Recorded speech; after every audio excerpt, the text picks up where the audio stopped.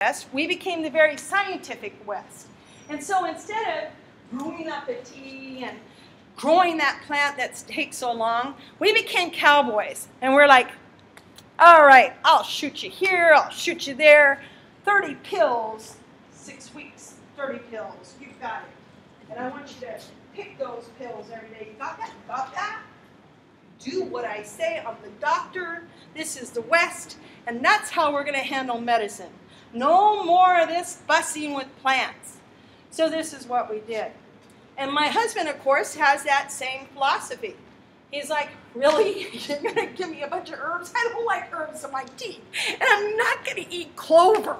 So even though I grew up in Southern California with clover in my salad bar, to me it was nothing unusual at all. And of course with parents and mothers and ladies like mine, healthy green vegetables were a part of my diet.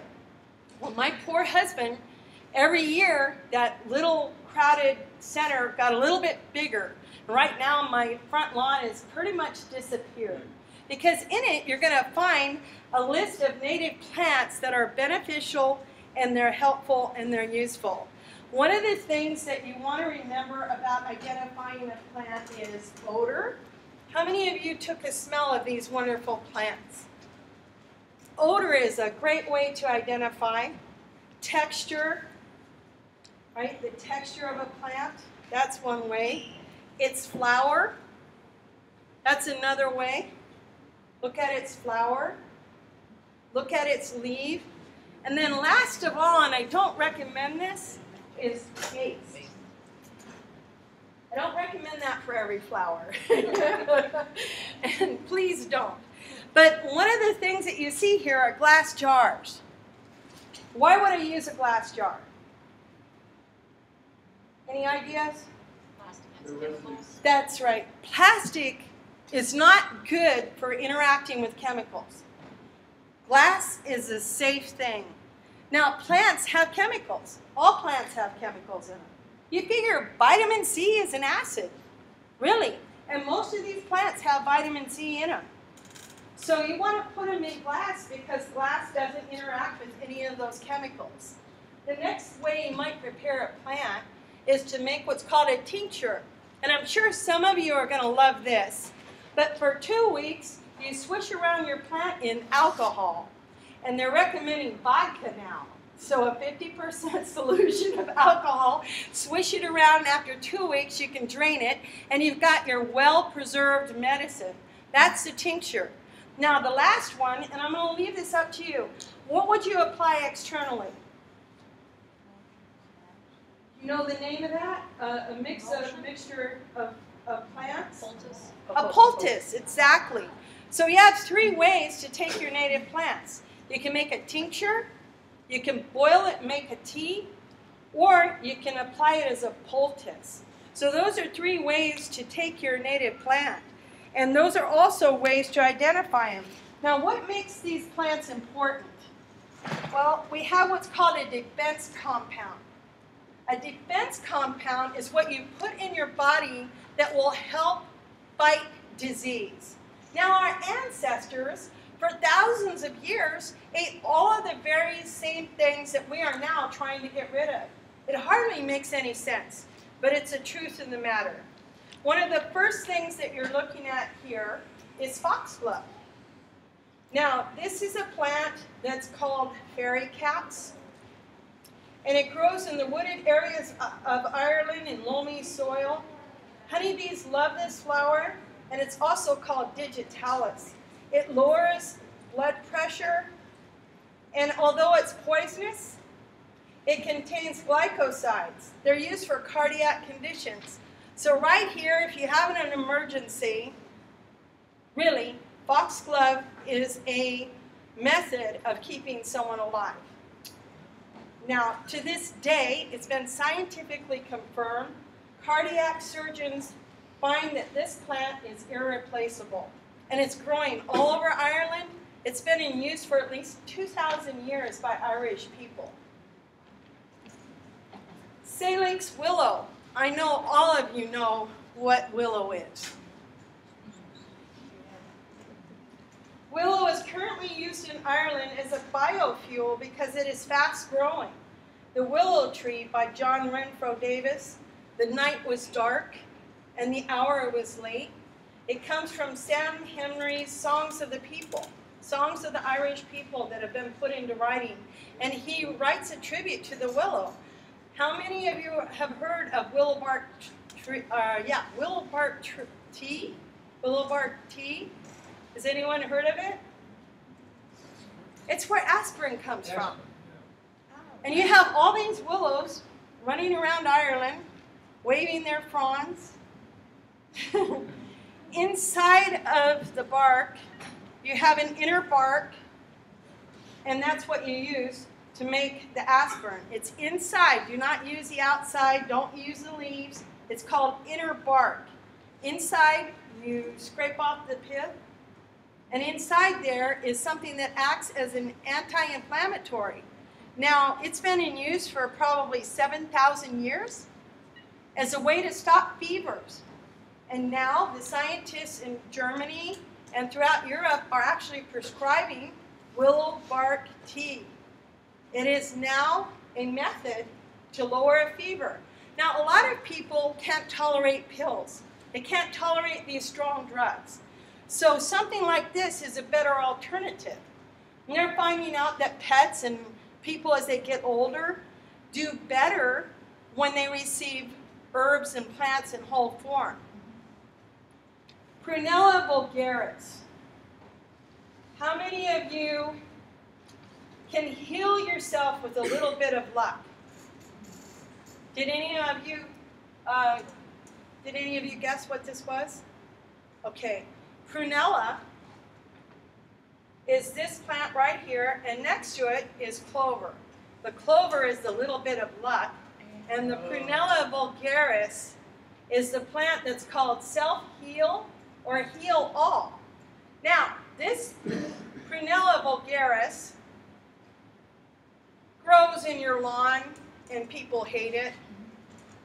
My husband went after it with his hoe, and I said, stop, stop. That's one of my little natives. It's a medicine plant. And he just looked at me like I totally lost my mind because he really wanted that out of the flower bed. But I explained to him that this has been used for at least 1,000 years, documented use in Ireland and throughout Europe. But it really is a native of Ireland, this prunella vulgaris. And it's been in use as a medicinal herb by my ancestors. Because, as I said, most of the early settlers brought their own herbs with them. What we are now calling a weed was, in fact, medicine to them. Now, prunella vulgaris is an antibiotic. It's hypotensive, it's anti-mutagenic, it contains ursolic acid and rosmarinic acid. It's in the jar with trifolium repens, which is clover. Both white and red clover contain biocanin A, which inhibits cancer. It's an isoflavone. It contains genistein, G-E-N-E-S-T-E-I-N. It's considered to be an antioxidant. The flowers can be smoked in anti-asthma cigarettes. And by this, I don't mean clove cigarettes that President Obama was talking about. I mean clover. So it helps assist with anti-asthma. They're prescribing clover in Germany. Instead of pills, they're handing out clover. They're encouraging people to eat clover every day. Now, when I was growing up in Southern California, that was common practice. Every salad bar had clover in it, until some people got sick from it. Well, they didn't remember what the herb wives told them. And that was, you never eat clover after summer solstice. Why? Because after summer solstice, the heat and humidity cause a fungus to grow in alfalfa and clover. So people were actually getting sick from the fungus. And not because people didn't know what they were doing, but simply because they'd lost the memories of what their ancestors had been telling them. don't eat clover after the summer solstice, but use it as much as you can. Dry it up. Eat it in your salad bar every day. And you have something called a defense compound. Right now they're using red clover and its extracts to combat breast cancer. This is now in use scientifically. It's been confirmed in independent labs all over the world. So all of those stories about the lucky clover, your ancestors were trying to tell you something important. When they said, find a 4-leaf clover and eat it, find some clover, clover is lucky? Well, yes, clover is really lucky. Very, very lucky. And if you have a shamrock and you're saying that that is the plant of your country, think about it. You have a very, very lucky plant, one that will protect you. So again, your ancestors are reaching across the centuries and they're reminding you of something. They're saying, that shamrock is lucky. Eat some of this every day. Really, I encourage you to. Now, Scott over there really thought I was joking when I offered to come over and dig up all his clover. He's just like, really? I've got plenty of clover in my lawn that I would like to get rid of. But, you know, you have to think about this. Really, if people are eating it in salad bars out west, and here you are, Irish people, whose ancestors have been eating clover for thousands of years, maybe it's time to begin again. Because trifolium repens is a cancer preventative. It's a cancer fighter. Cheers to the shamrock. I like that. Cheers to the shamrock. No grazing in my front yard. The next thing we have here is peppermint hybrid, which is a cross between spearmint and watermint. And I want to tell you about that. Remember when your mother was always making you peppermint tea whenever you had a stomach ache? And she was always insisting it would freshen your breath? It has now been scientifically confirmed, and the Germans are prescribing it in plant form, that this will stop the herpes simplex virus. They're using it to treat that. So those of you who have cold sores, how about some peppermint in your salad? Peppermint tea, fresh. It's anti-inflammatory, it's antioxidant, it's approved in Germany for GI problems, and the menthol that's found naturally in all mints of the mint family and salvia is approved for use in cough medicine. You've all seen menthol in your cough medicines, right? It's healthy. That's all this is. This is a plant that grew wild or was put into your ancestors' gardens. So have some mint. The next one is what I would like to introduce to you as code. Now, herb wives practiced an oral tradition. They had to talk about the medicine.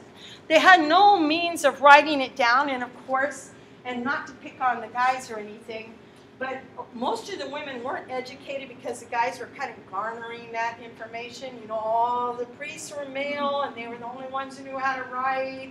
And then there were some guys who were noble who could write, but the ladies couldn't write. But aha! We had our memories, and we had our gift of gab.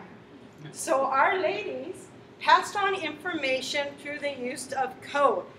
When we see songs such as Scarborough Fair, which dates, back to medieval times, parsley, sage, rosemary, and thyme. All four of those are antibacterial, anti-inflammatory, and assist with memory.